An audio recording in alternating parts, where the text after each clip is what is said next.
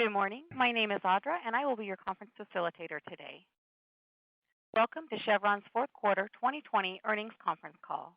At this time, all participants are in a listen-only mode. After the speaker's remarks, there will be a question-and-answer session, and instructions will be given at that time. If anyone should require assistance during the conference call, please press star and then 0 on your touch-tone telephone. As a reminder, this conference call is being recorded. I will now turn the conference call over to the General Manager of Investor Relations of Chevron Corporation, Mr. Wayne Wardoon. Please go ahead, sir. Thank you, Audra. Welcome to Chevron's fourth quarter 2020 earnings call and webcast. Our Chairman and CEO, Mike Wirth, and CFO, Pierre Breber, are on the call with me. Also listening in today is Roderick Green, the incoming General Manager of Investor Relations, who will assume the position effective April 1st. Roderick and I will be transitioning together over the next couple months. It has been my sincere pleasure working with each of you over the last 3 years. Thank you for your excellent questions, transparent feedback, and investment in Chevron. Before we get started, please be reminded that this presentation contains estimates, projections, and other forward-looking statements. Please review the cautionary statement on slide 2. Now I'll turn it over to Mike. All right, thanks, Wayne. 2020 was an unprecedented year. A global pandemic resulting in a devastating loss of life, an historic collapse in the global economy, and extremely volatile oil markets. We began the year in a strong position, and we took swift action to adapt to the new realities as they emerged. During last year's first quarter call, we shared our plan to manage through the crisis, grounded in our values and keeping our strategic and financial priorities intact. Looking back, I'm pleased to say that we delivered on each of these 5 commitments, which I'll cover on the next slides. First and foremost, we focused on the safety of our employees and our operations. Despite the difficult personal challenges faced by everyone in our workforce and the additional health safeguards at our operating facilities, 2020 was our second safest year ever in terms of fatalities and our best ever on serious injuries, motor vehicle crashes, and loss of containment. And it was also the year with the greatest and most rapid change in market conditions. Our upstream team had to quickly and safely demobilize dozens of rigs and reduce other production activities. Our refining personnel had to figure out how to make as little jet fuel as possible, even though just weeks before, jet was the fastest growing refined product. Despite all this, our upstream delivered more than 3 million barrels per day, for only the second time in the company's history. And our refineries maintained world-class availability to deliver the energy required for essential workers and a recovering economy. I'm so proud of our employees, how they carried out their responsibilities with excellence and helped each other, and during this extraordinary year rose to overcome the unprecedented challenges. Turning to capital and cost management. During last year's Investor Day, we told you our capital program was flexible. And just weeks after we said that, we proved it. 2020 capital was down 35% from 2019. And organic capital, excluding incremental C&E from Noble in the fourth quarter, was under $13 billion, well below our revised guidance of $14 billion. We also exceeded our guidance for operating cost savings.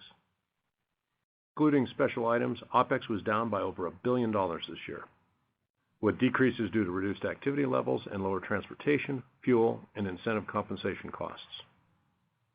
This demonstrates our ongoing cost and capital discipline, something you can count on, and a key to winning in this industry. Moving to the next slide, we entered and exited the 2020 crisis with an industry-leading balance sheet, while also completing a major acquisition. Early in 2020, we increased our dividend over 8%. We also bought back shares. When the crisis hit and cash from operations decreased, we took action to halt the buyback and protect our balance sheet. We completed asset sales, received good value, and finished our 3-year high-grading program in the middle of our guidance range. Being prepared with a strong balance sheet, consistent with an ongoing asset sales program, and adaptive on share repurchases enabled us to increase our annual dividend payout for the 33rd consecutive year. and the actions we took to preserve long-term value, which I'll cover on the next slide, should give our shareholders confidence that we intend to sustain and grow the dividend in the future. Turning to slide 7, while we reduced short cycle capital that would bring on near-term production, we maintained capital for projects that we expect to deliver production and attractive cash flow for years, like our expansion project in Kazakhstan. And in the Permian Basin and other short cycle basins, we preserved the capability to build investment back up when the conditions are right. In addition, we were the first to announce and complete a major acquisition, showing the way with a low premium equity deal at an opportune time. And as a result, our total investment over 2020 and 2021 will likely be in line with our pre-crisis guidance, but we'll get there in a much different way, with much lower organic capital that would have added more barrels to already oversupplied markets, offset by an acquisition for low-cost barrels already producing. That also translated to reserve replacement, with additions from the Noble acquisition mitigating reserve demotions from reduced capital investment and price effects, as disclosed in last year's 10-Qs. Committed employees, capital and cost discipline, decisive actions that balance the short and long term, that was our playbook to manage through this crisis. And while we're not out of it yet, we look to the future with optimism. We believe we're better positioned than others, confident in our ability to succeed in any environment. Turning to slide 8, I'm also proud that we maintained our commitment to ESG, a commitment we've long held, and one that doesn't ebb and flow with market cycles. We increased actions to advance a lower carbon future, abating emissions in our operations, starting up our first renewable natural gas plant, and investing in low carbon technologies like our recent announcement with carbon utilization startup Blue Planet. We completed our largest company restructuring in 20 years and integration of Noble employees in a transparent and equitable manner. And we maintained positive relationships with our suppliers and supportive relationships with communities where we operate. Lastly, we continued strong governance, which starts with our exceptional board of directors during an unprecedented year to meet the interests of all our shareholders. With that, I'll turn it over to Pierre. Thanks, Mike. We reported a net loss of $700 million in the fourth quarter. Adjusted earnings were about break even. A reconciliation of non-GAAP measures can be found in the appendix of this presentation.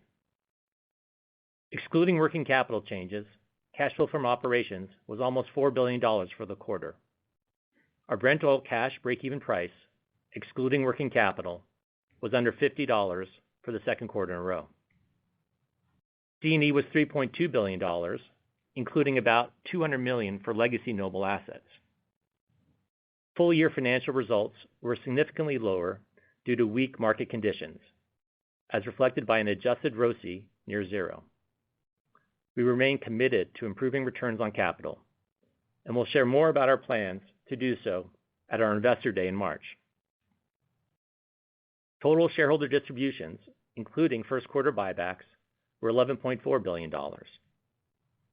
And we ended the year with a net debt ratio in the low 20s after the assumption of Noble debt and its step up to market value. Turning to slide 10. Adjusted fourth quarter earnings were down about $200 million compared to third quarter.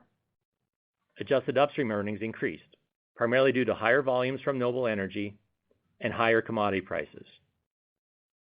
Adjusted downstream earnings decreased due to negative timing effects, including an end-of-the-year inventory valuation adjustment of more than $100 million, higher operating expenses, primarily due to turnarounds, and higher RIN credit prices.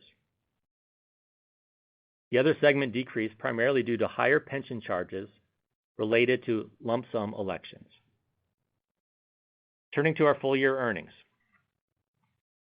Adjusted earnings decreased by over $12 billion compared to the prior year. Adjusted upstream earnings decreased primarily on lower prices, an underlift, and the mix effect of higher U.S. and lower international liftings also lowered earnings. Adjusted downstream earnings decreased primarily due to lower volumes and margins, unfavorable timing effects, and higher RIN and other credit prices. The other segment loss increased primarily due to higher pension expense. Slide 12 shows our production outlook for 2021, assuming a $50 Brent price. We expect production to be up to 3% higher than last year, excluding the impact of any asset sales that may close in 2021. Our projected growth is driven by a full year of production from the Noble Energy assets and lower expected curtailments, partially offset by higher base declines, in part due to lower capital last year, price effects, and a change in Venezuela, 2020 asset sales, and upcoming contract expirations. Note that our Rokan concession in Indonesia expires in August of this year. And while our contract in Thailand does not expire until March of next year, production is decreasing due to the short time to earn a return on new investments. Now, looking ahead. In the first quarter, we expect turnarounds and downtime to reduce production by 60,000 barrels of oil equivalent per day, primarily in Australia.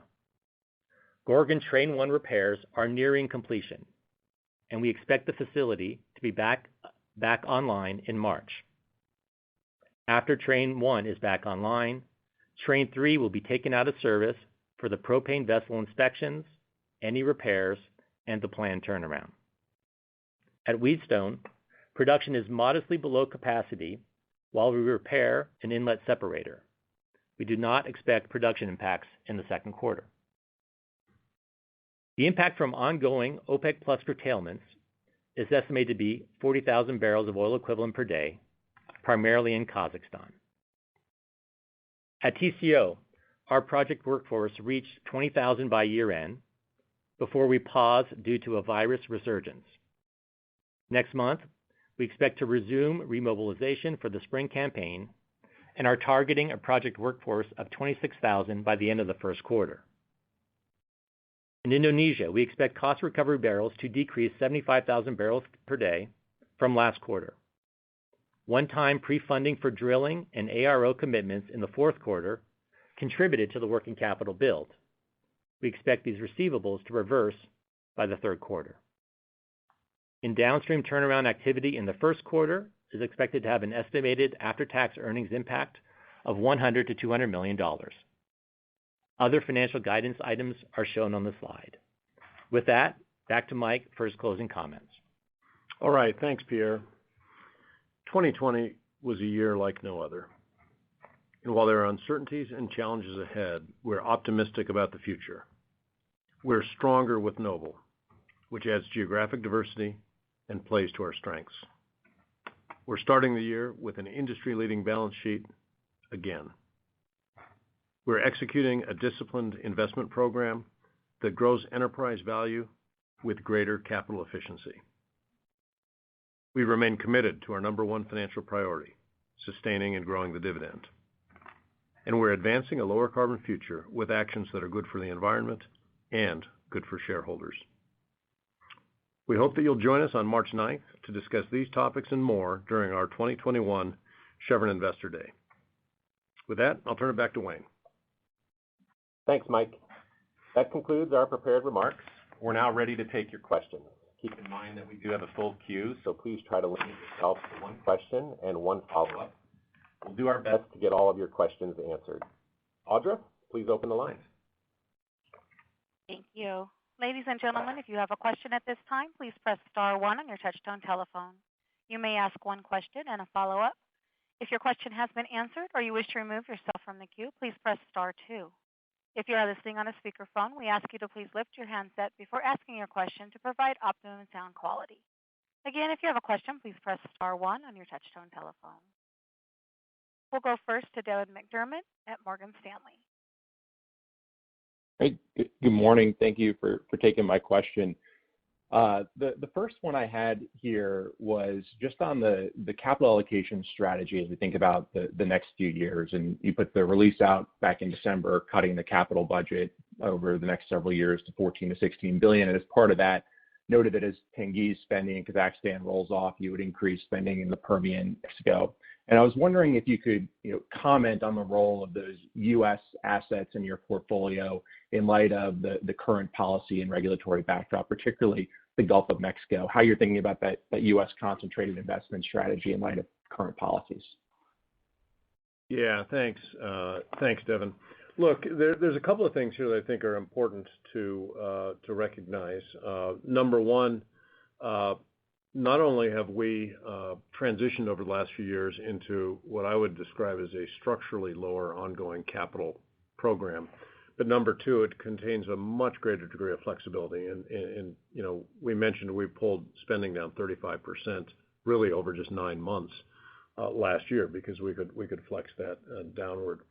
And so we have a great degree of flexibility. We've got a high degree of capital efficiency in our portfolio, and even at these further reduced levels of spending, as Pierre mentioned, production will be somewhere between that and up 3%.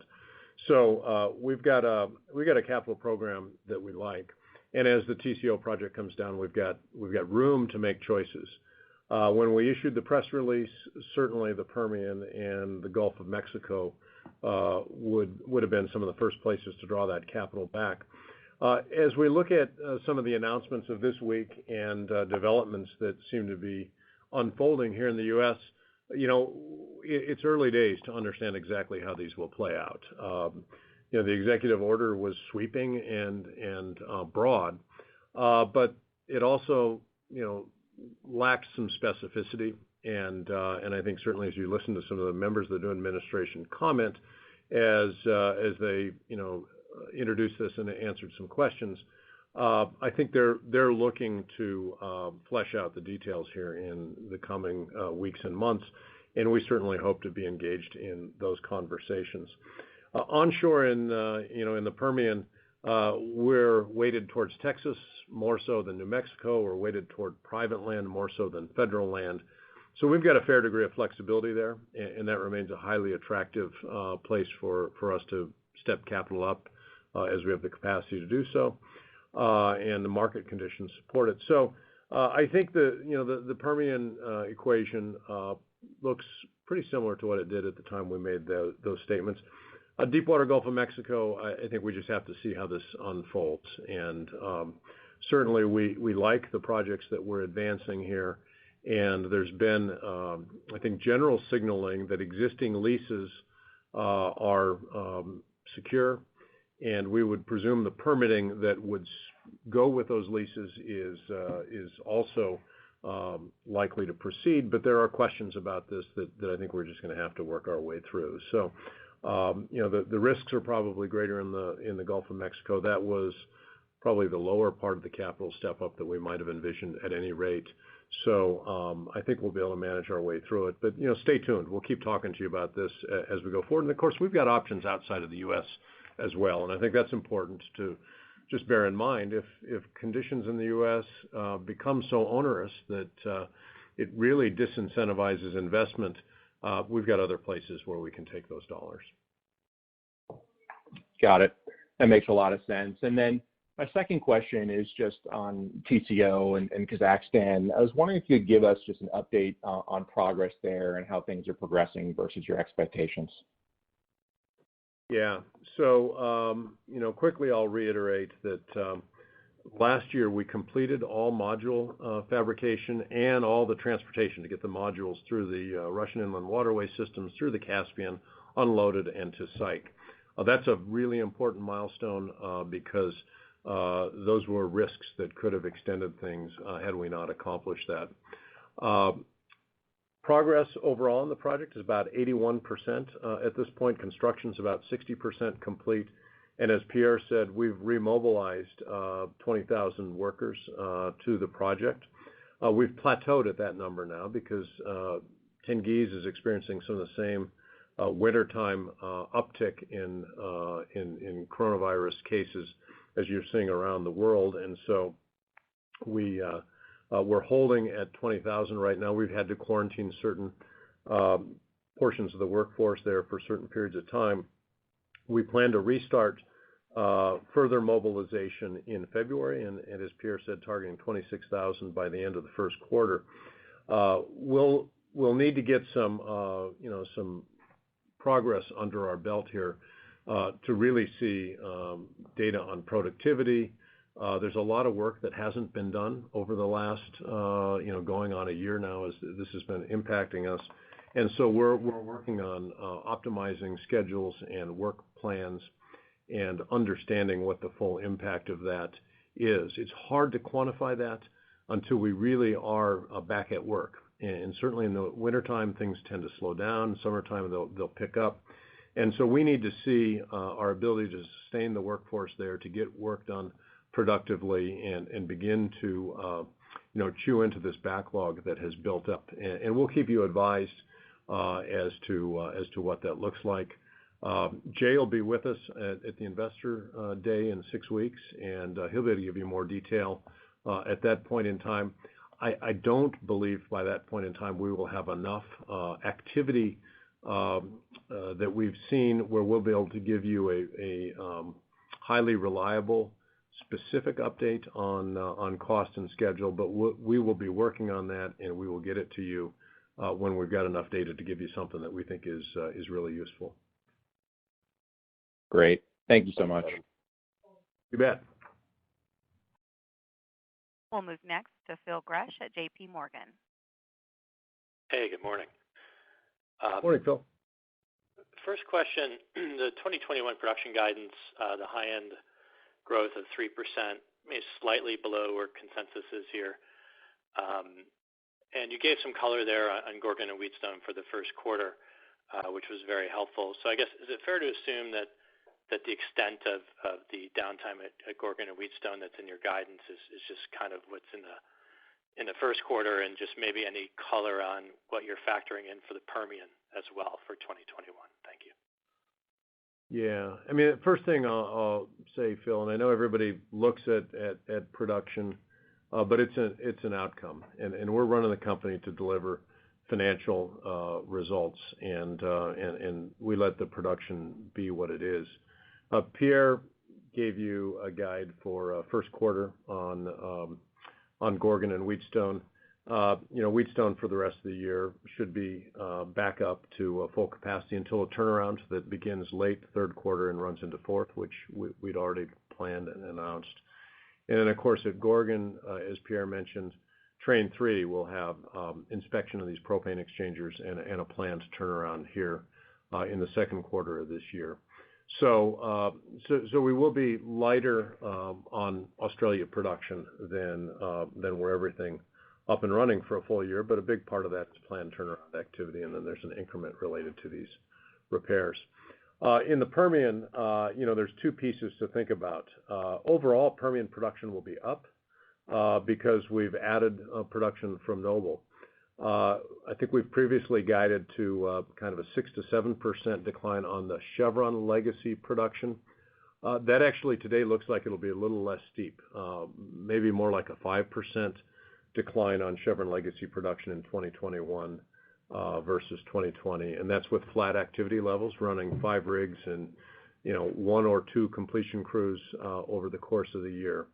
A little bit of this will be dependent upon what NOJV partners do. We ended the year last year with about 1.4 net rigs in the Permian on the NOJV, 7 gross, our share about 1.4.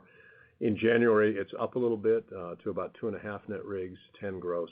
So there's a little bit of, perhaps upside depending upon what non-operated JV partners do. But those are the key pieces there on both Australia and the Permian for production.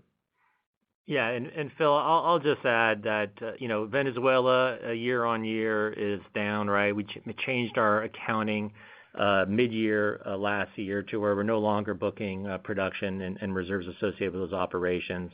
We do continue to have curtailments this year, which is also factored in. Australia year on year is not a big variance. It's flat to modestly down. Again, we operated a big portion of 2020 with the train down at Gorgon, so that's not a big driver of the year-on-year change. Okay, great. That's very helpful. Thank you. My follow-up would just be just on capital allocation.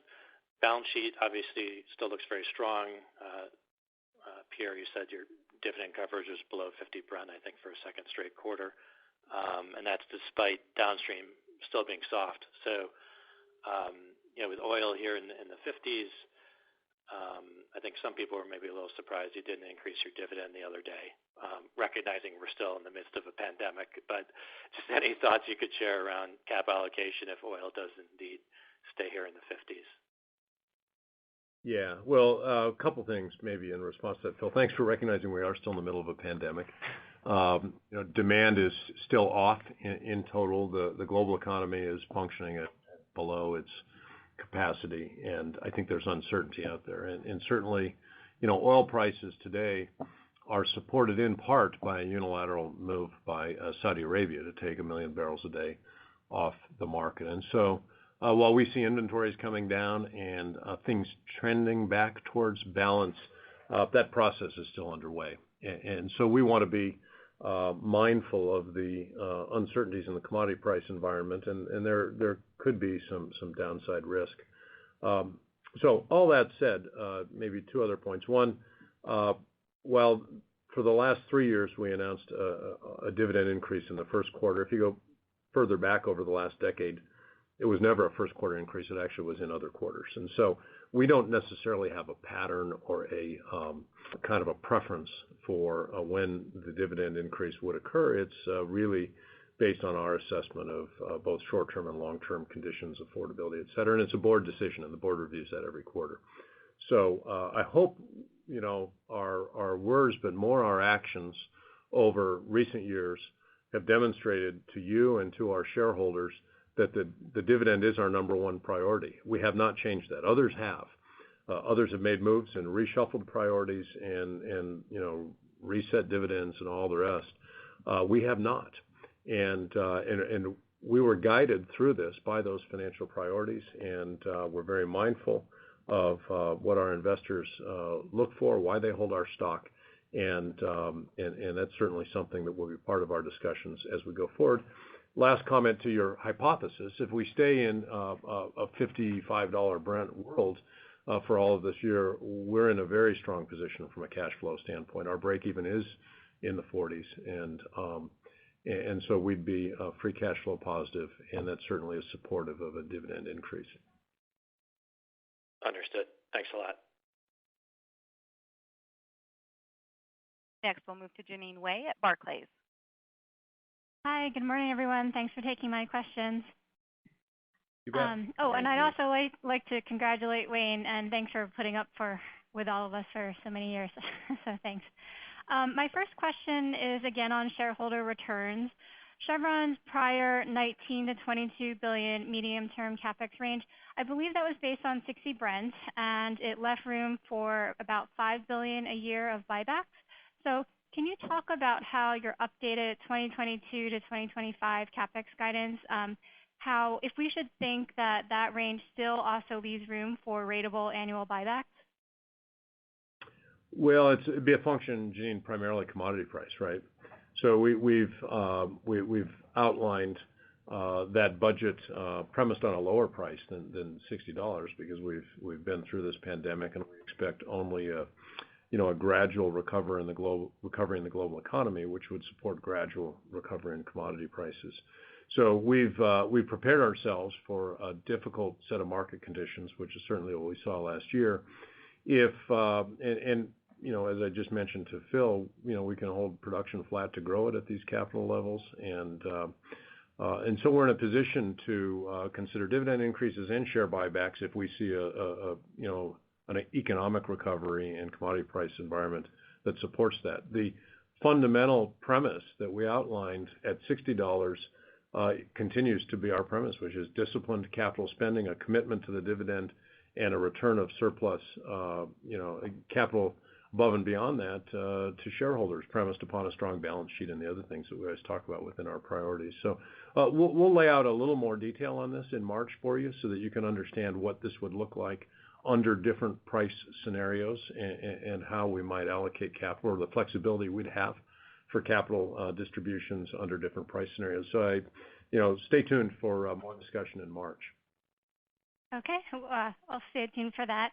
My second question is on the energy transition. I guess, how does the current extremely low cost of capital for energy transition projects, energy transition companies, how does that impact your view on the speed of the transition and the potential to create lots of capacity that's potentially uneconomic, but nonetheless it still erodes oil and gas demand? So I guess your views on that, and how can Chevron compete in that type of environment? Thank you. Yeah, so certainly, this is a space that's getting a lot of love from investors right now, and you see it in EV startups, you see it in solar startups, you see it in a lot of different technologies, and look, we're supportive of all of the above. We want to see advancements and growth in renewables. We fully expect a lower carbon energy system in the future. I think you put your finger on one thing that needs to be watched is, things that are supported by low interest rates, lots of investor enthusiasm, and government policy may work in the short term. The question is when the tide starts flowing in other direction, and when a day comes that interest rates are up, maybe investor perceptions, shift a little bit, and maybe government policy shifts a little bit. Have we invested in things that can sustain in that environment? And I think that's, we hope that they can, and we want to see the diversification of the energy mix to meet growing demand around the world and lower carbon. The last thing I say is I'm not sure this necessarily erodes energy demand as fast as some might believe, or oil and gas demand as fast as some might believe. A lot of it is going into power that displaces coal. It in some cases creates capacity that is intermittent and can't be used all the time, and actually requires natural gas to create grid stability and supply reliability. And so there's not necessarily a one-for-one displacement on all of these investments, and that requires thoughtful study of the whole energy system to really understand how it's evolving and how this capacity plays against all the other different sources of energy. Great, thank you. Thanks, Janine. And our next question comes from Neil Mehta at Goldman Sachs. Good morning. Thanks for taking some time this morning. Let me congratulate Wayne as well, and appreciate the time and friendship over the years. Let me kick it off here on downstream. When we think about our model, upstream did okay. Downstream was a clear miss relative to our projections, and it's not surprising just given how tough demand was in the fourth quarter. We are seeing cracks move in the right direction with line of sight to OPEC barrels coming back into the market. Do you guys envision a downstream ahead, and how do you think about your refining configuration to capture that? Yeah, so you're right. Downstream conditions have still been tough. Demand is off. It's off differentially across different parts of the product barrel, which continues to stress the refining system. And then it's, the amount that it's off, it varies quite a bit regionally, right? So in China, things are back to normal by and large. Other parts of Asia, pretty darn close. Europe, North America, not so much. So, it's a gradually healing system, but it's different in different parts of the world. And refining markets are regional. And they're interconnected globally, but fundamentally they start out regionally. So, we're looking for improvement over the course of this year, but I wouldn't call it, a full recovery. I think it's a gradual process, and we're certainly heavy on the West Coast and heavy in Asia, so in Asia things are, as I said, a little bit better, but on the West Coast they're still recovering. So I think downstream in 2021 I would expect to be better than it was in 20, but we're not we're not anticipating pre-pandemic downstream earnings and performance this year. Hey, Neil, if I can just give a little more on the fourth quarter. I made a reference to this year-end inventory adjustment. I'll just explain that. It was more than $100 million. So during the course of the year, you're costing inventory at average cost, of the commodities. At year-end, you see if you built or drove relative to prior year layers. And so the good news is we drew. We took our inventory levels down, so good management of working capital, but we drew into prior year layers that were higher costed. And so that's only something we do at year-end in the fourth quarter. You're not doing it during the year because you don't know if you're going to go into prior year layers, in the intervening quarter, so you don't want to be always doing this calculation. But our practice is at year-end, we revalue that, so think of it as inventory that had been valued at 42 during the course of the year. When we go into prior year layers, we're picking it up at 60 or 70. There's no cash impact, but there is a one-time kind of P&L effect. We don't call it a special item because it happens every year. It just happened this year through good inventory management. We actually drew down into prior year layers, which are higher costed. Thanks, Pierre. That makes a ton of sense. And the follow-up is you guys acquired Noble towards the bottom of the cycle. Mike, you've built the reputation as being a good deal maker and being willing to walk away when the bid-ask goes the wrong way. Just do you still see it as a buyer's market out there? And do you still see attractive opportunities, whether it's U.S. E&P or elsewhere in the portfolio? Yeah, so it's still a tough market, and you would say that in general, I would say both companies and asset valuations are down from where they've historically been. So there's opportunity in circumstances like that, and we've got the capacity to consider doing things. We may have passed the bottom. Hopefully we have from the standpoint of commodity and other cycles here. We're alert to opportunities. It may be that as companies come back in terms of their equity valuation, there's still a lot of people that are carrying a fair amount of debt and have indicated a desire to sell assets in order to repair their own balance sheets. So we could see a market where there are more asset sellers than there are buyers, which could offer some opportunities at an asset level. And so we'll be aware and alert to those things. The nice thing is we're not in a position where we have to do anything. We strengthened ourselves significantly with a very good deal last year. We've got plenty of inventory to work on for many, many years to come. And anything we would do would have to, A, fit strategically into a strong portfolio, and B, it would have to compete for capital in a strong portfolio. And so we'll continue to hold the bar very high and only consider things that would really make a lot of sense. Makes sense. Thanks, guys. Thanks, Neil.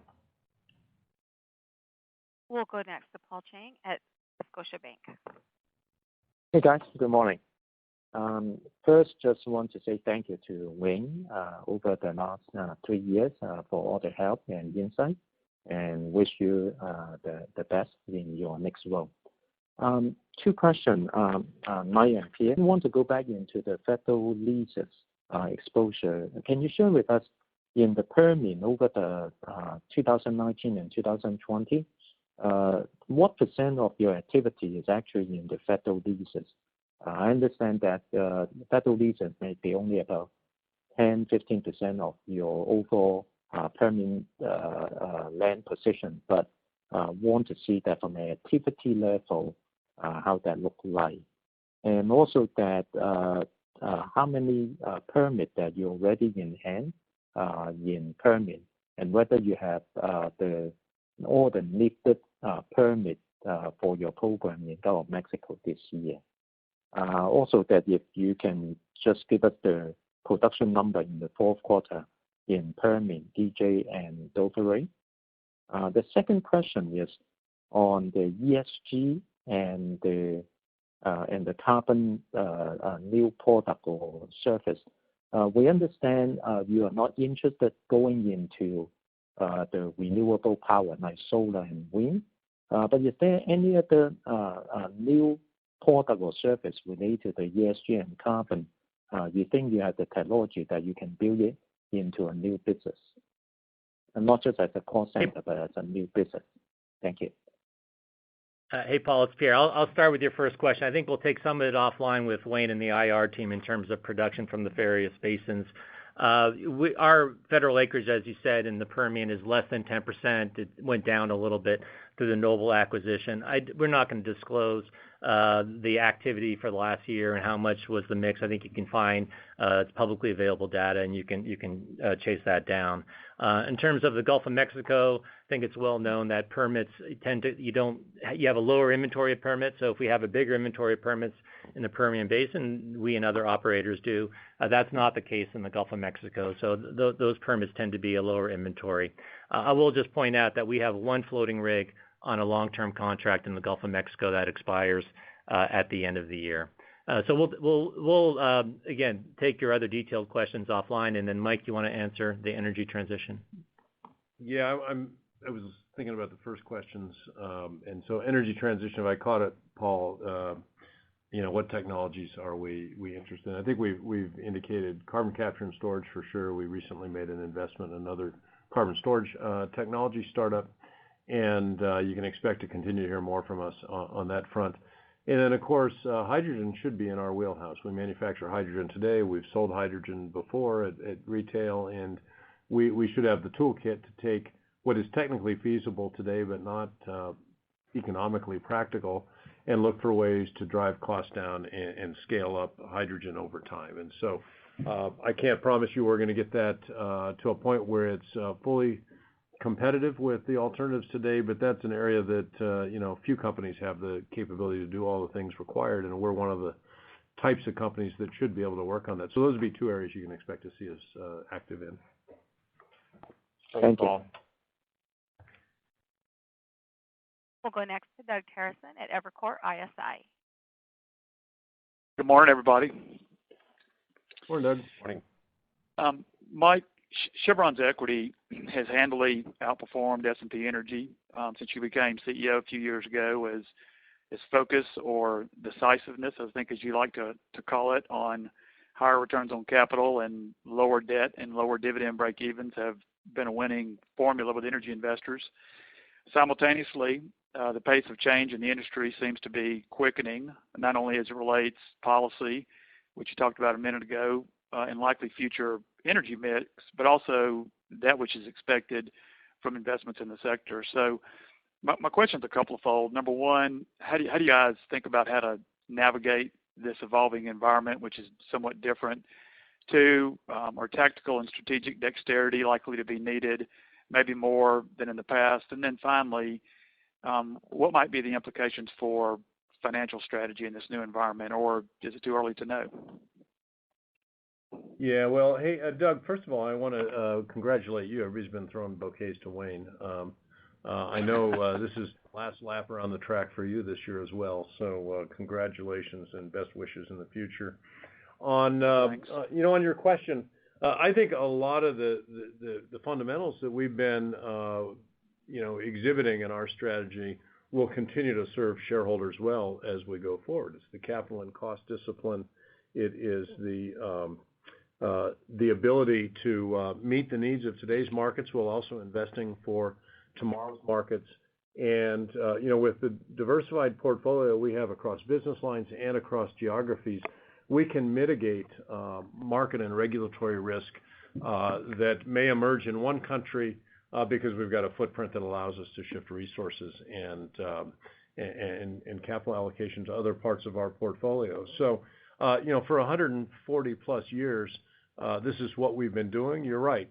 Things are evolving now, but they've been evolving for quite some time. And I think the capabilities we have in our organization, the honest dialogue we try to have with everybody about how do you meet the growing demand for energy and the desire to see the mix change, and how do we continue to invest where we have advantages in both the existing core business and the emerging new businesses, is what you will see us continue to do. At the core, I think the financial priorities stay the same. We are committed to the dividend. We're committed to organic reinvestment in order to support that dividend, and that can be reinvestment across the entire spectrum of energy technologies. Maintaining a strong balance sheet, we've seen this last year how important that is.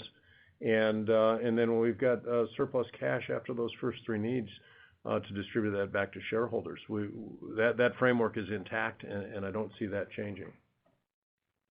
Okay, thanks, and also good luck to Wayne from me as well, who's done a great job in this role. Thanks a lot. Thanks, Doug. We'll move next to Biraj Borkhataria with RBC. Please go ahead.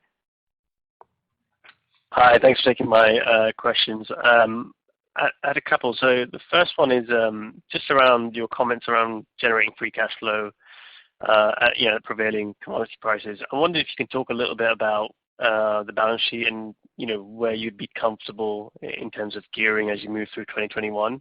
Also, Pierre, maybe you can touch on the recent announcement from the S&P on potential changes in credit ratings for the sector and risk of the industry with the transition, and how that is working into your thinking and managing the balance sheet. And then the second question on a different topic, with Gorgon down in the quarter, presuming that's obviously a decent hit to your LNG portfolio. Can you confirm, if you were buying spot LNG cargoes in the fourth quarter, and just if you can give a rough sense of the quantity or the earnings impact on that, because I guess that's more transitory in nature, given some of the issues there. Thank you. All right, thanks, Biraj. It's Pierre. I'll start. Look, Mike just went through our financial priorities, and we're in a good place on a debt ratio. Our net debt ratio is under 23%. That includes the assumption of debt from the Noble acquisition, which added about $9 billion of debt. So I've talked about, we don't have a target net debt ratio range, but I've talked about a range between 20 and 25% is a good place to be over the cycle. We can be below that at times. We'd be heading up towards this range. If we're above it for some reason, I'd want to have confidence that we're heading down that range. So it's not a hard and fast target, but we're in a really good place with a leading balance sheet, low break even, as Mike talked about, and very well positioned. We also have asset sales that we provided some guidance on here on the call. In terms of the S&P, look, we work with them. It was an industry-wide call. I think our track record speaks for itself in terms of being disciplined with capital, protecting the balance sheet, and being very, progressive about the future of energy and our approach of higher returns, lower carbon. So I think that lines up with the rating agencies, but that's not something we control. That'll be up to them. We're managing the company for long-term value, and we think we're doing a good job. Raj, on your question on Australian LNG, a simple way to think about this is we've got 80% or so of our volume termed up, and you can think about having a train down for a better part of this, this last quarter. So 4 out of 5 trains running, so about 80% of our capacity. So we've been able to satisfy all of our term needs, and we're in the market now with our commercial organization, buying a cargo here, selling a cargo there, in and out of the spot market. But we haven't been out of position and hurt because we had to buy high and sell low to any meaningful degree through this whole cycle. Thanks, Biraj. Okay, noted. Thank you. We'll move next to Doug Leggett at Bank of America. Thanks. Good morning, everyone. Wayne, I want to wish you good luck, and I'm hoping Robert gets me a little earlier in the queue. But, congratulations. Guys, I wonder if I could just go back to the capital allocation question very quickly, Mike. You've now got Israel and a lot of growth opportunities that Noble had talked about longer term.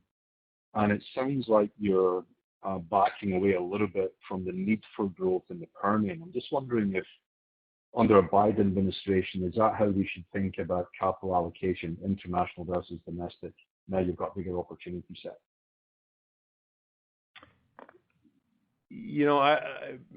We'll have to see how things play out in the U.S. I don't want to react to that at this point in time till we know more. But fundamentally, we intend to continue to be very disciplined in the allocation of capital. Noble's assets in Israel have the big part of their capital spend behind them. Right now, there's capacity to grow production there with little or no incremental capital right now. And the nice thing is we bring some capabilities to bear here that might not have been in Noble's wheelhouse. So there's ways to take this gas further into regional markets. There's ways to take it into LNG, be it facilities that have ullage today that you can go into, or Noble had been looking at an FLNG concept. There are ways to take it to power markets and into power generation and then regional power distribution across borders. And there are opportunities to look at things like hydrogen and new energy technologies as well. So we have the financial strength and capacity to underwrite things larger than perhaps Noble could have, and some technical capability and relationship depth in some of these markets that should be an advantage. And so we'll look to use those to support the growth of the position in Israel. And then the broad capital allocation question, U.S. versus other countries, we're always thinking about that, always looking at that, and drawn by returns and risk, and we'll continue to evaluate those things. Okay, I appreciate that. My follow-up is maybe for Pierre, and it's a follow-up to the S&P question earlier. Whichever one of you guys would like to answer this, but it's really more about the external pressures that you're seeing, whether it be from one of your large peers seeing an active shareholder, talking about big energy, European investment community, and obviously your European peers moving in that direction. And now you've got the credit agencies. And it seems to me, at least, that the U.S. side of the pond is still very much in the big oil category in terms of how you see your opportunity set going forward. I'm just curious, Mike or Pierre, how do you see these external pressures influencing discussions with the board, discussions with investors, and ultimately the longer-term energy mix? Will we see Chevron move towards that big energy story over time? Well, I'm going to come back. I think Pierre mentioned earlier that, we describe our strategy with 4 simple words: is higher returns and lower carbon. And both of those things matter to the investors that we speak to.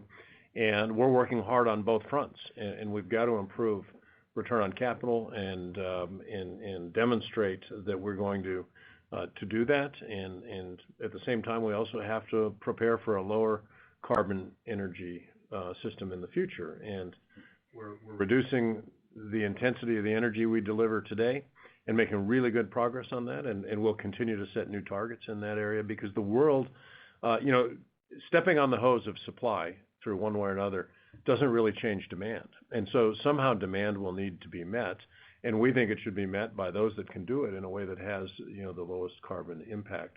We're increasing the production of renewable and lower carbon products for our customers so they can reduce their energy intensity and carbon intensity, and then likewise looking at these breakthrough technologies, and I mentioned a couple of them earlier. So every company in the industry, Doug, is searching for the right mix. There's not an empirically observable correct answer to this, and I think we're all working with our various stakeholders, right? Our boards, our employees, our customers, the countries where we operate, and the policy that we operate under, to manage both of these things. And look, energy is the lifeblood of the global economy.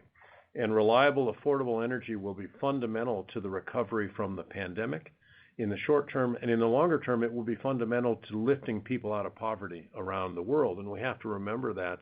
And, today's energy system is not the enemy. Lower emissions are what we should be focused on.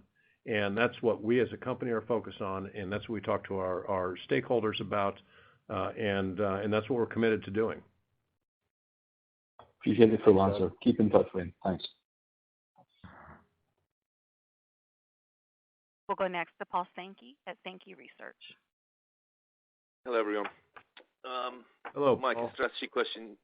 You've obviously addressed your strategy on the call, but I just wondered, in the light of activism that we're seeing, are there any specific requests, if you like, or strategy pushes that you're getting from shareholders? I wondered if you could just update us on what you've been hearing, and perhaps, where you're sympathetic to the ideas that are being pushed towards you, and maybe where you're pushing back.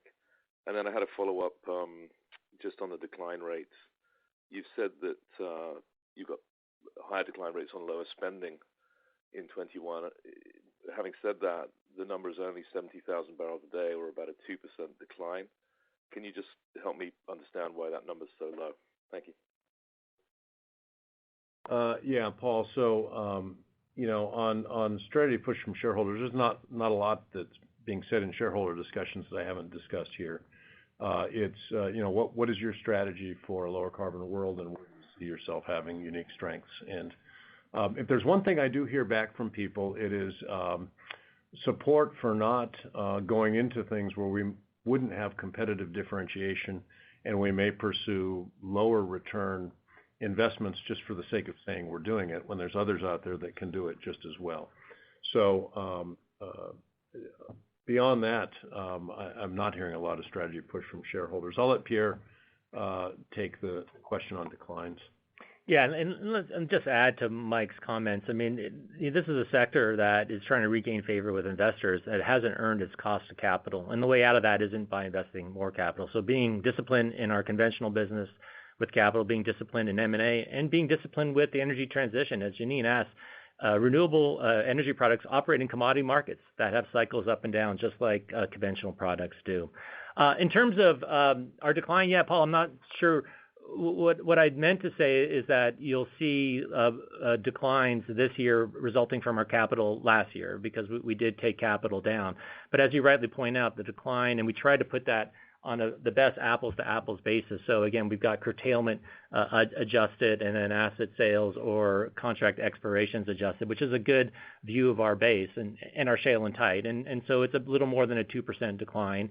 It is a big change because that would have been growth previously, because you would have had Permian growing. That was part of the reallocation. Mike showed a chart that said we were likely to invest $40 billion over the last year and this year, but $13 billion of it was Noble. So no doubt our organic portfolio is not growing like it would have been previously, because we've taken some capital out. But as you point out, it's a modest decline. It's because we're facility constrained in a lot of places. We have long-lived assets like in Australia, LNG and Tengiz and offshore, and even the declines in what's considered high decline areas like the Permian, we're able to mitigate. Mike said earlier that our Permian production is beating our guidance range, and will actually be up because of the Noble barrels that we added 2021 versus 2020 full year, and if you adjust for curtailment. So it's a good story that we're able to be so efficient and mitigate declines, and I'm happy you picked up on that number.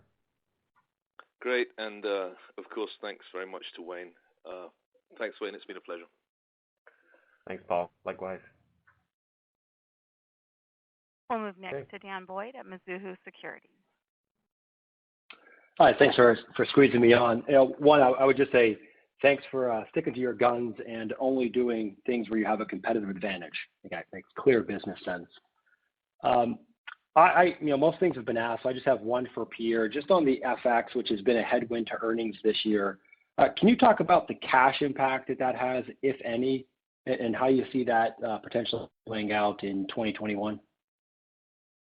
Yeah, the vast majority of it is non-cash. I mean, it's balance sheet translation, so it's taking your monetary accounts, asset accounts, and liability accounts and revaluing it. What we've seen is during the course of the year, the dollar strengthened initially, and then we saw it weakening relative to other currencies, in particular like in Australia, Canada, some of the others, where we'll have like a deferred tax liability that gets revalued. So it turns into cash over time, but it depends on what the exchange rate is at that time in the future. So you have modest amounts that happen in the quarter, but the vast majority is reflecting a full revaluation of that monetary liability or monetary asset account, and how it ultimately settles will decide if those gains or losses are realized or not in cash flow.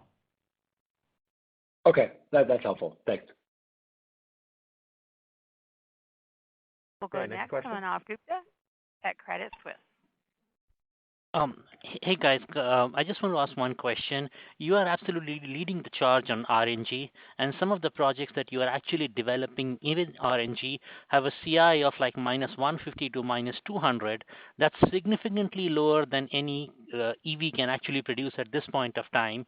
Yet all we see out there is the demand for EVs and states saying they only want to run on EVs and car manufacturers saying they only want to make EVs. So is there something that Chevron and the industry groups can do to educate the governments or the markets that there are other forms of lower carbon like RNG, which actually have a much significantly lower carbon intensity than an actual EV? Manav, I'm impressed. You've done your homework on carbon intensity, and not many have to the foundation of your question. Look, RNG is very good from a carbon standpoint because you mitigate otherwise unmitigated methane emissions, and that's why it gets the very attractive CI factor. The CI factor has to be worth something, because RNG from a first cost basis is more expensive than fossil natural gas. And so in markets where there's a policy framework that creates that financial connection to the low CI, it's attractive and economic, and that's where we're playing today. I would expect over time that those policy frameworks could expand for the reasons that underlie your question. And we are working with customers as well to help incentivize the adoption of CNG vehicles. We've got an initiative in California where we'll subsidize truck owners to convert or buy new heavy-duty CNG engines in return for a supply agreement, and then we're working with a number of different distribution points to enable that to happen. So we think this is a good part of the mix. It's not the answer everywhere, but it is certainly a part of the mix that we think deserves to grow, and that's why we've been investing into it. And it ties to the earlier comments about doing things where we've got unique and competitive advantages. Thank you so much for taking my question. Thank you. Thanks, Manav. We'll move next to John Rigby at UBS. Oh, hi. Yeah, thanks for taking my question. Two questions, actually. One is on when you think about the portfolio and also what you've seen in the market through the sort of 14, 15 volatility, the volatility you've seen now, are you starting to change the way you look at the investments that you're making going forward? So you looking at hurdle rates, payback periods, et cetera, and changing them to sort of tailor a different environment going forward? And also, I mean, if you are you able to do that through the portfolio, or can you also do that through the way you approach the development of an asset? So, you build it with the expectation of adding satellites longer term, or you build a bigger host, et cetera. That's the first question. The second, which is slightly tied to that, is it seems to me also, and you've demonstrated it, that low gearing, a low level of indebtedness has served you very well through those two cycles.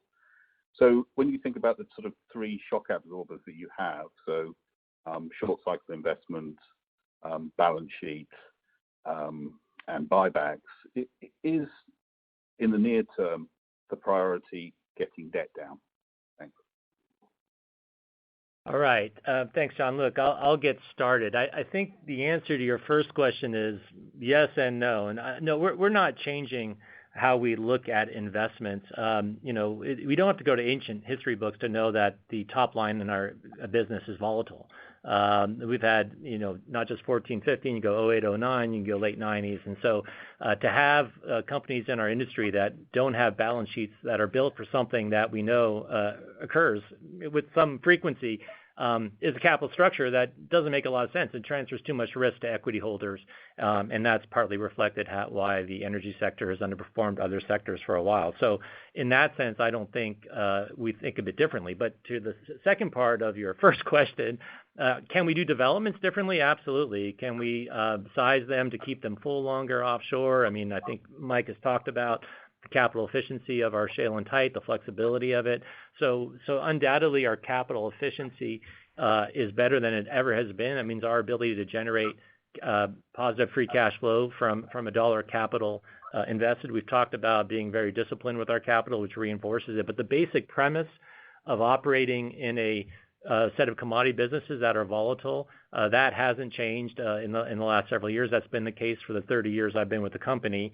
And as you said, I think it's your second part of the question, how we operate with our 4 financial priorities is it reflects that reality. And so we understand that what business we're in, and then what kind of capital structure we should have that's in the interest of our shareholders.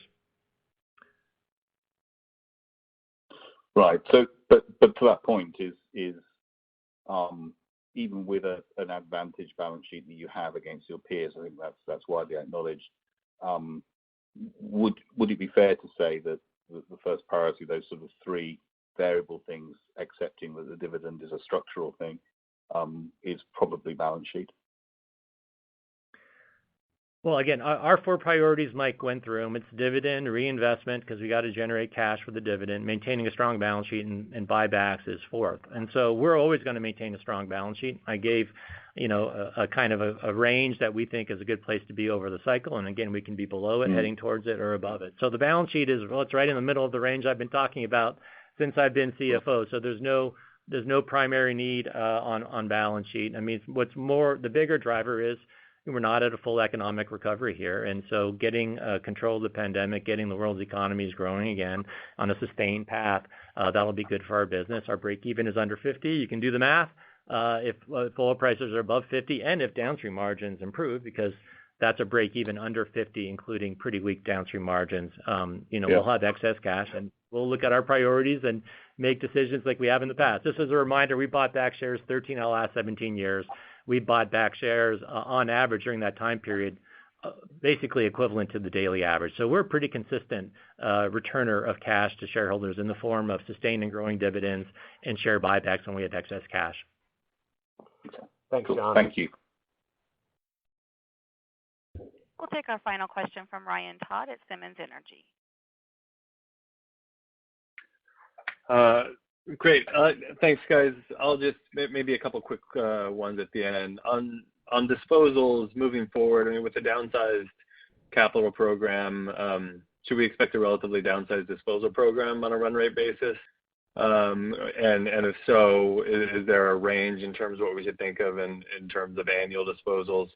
And then maybe as a follow-up question, as we think about your 2021 production guidance, the contract expirations in Indonesia and Thailand, can you confirm what the volume impact is there, and any willingness to share what the potential cash flow impact of those volumes would be at $50 oil? Okay, I'll take the asset sale question. I'll let Pierre handle contracts. Ryan, first thing is we don't need to conduct asset sales to generate cash. Other companies might be in a different position. But look, we've closed out the program we announced previously. We're not announcing a new program. Pierre guided to $2 to $3 billion for 21. And if you look back over the last 2 decades, we've been kind of plus or minus a couple $2 billion a year in normal portfolio maintenance and kind of rotation. And so I think that's the kind of a number you ought to think about for your model.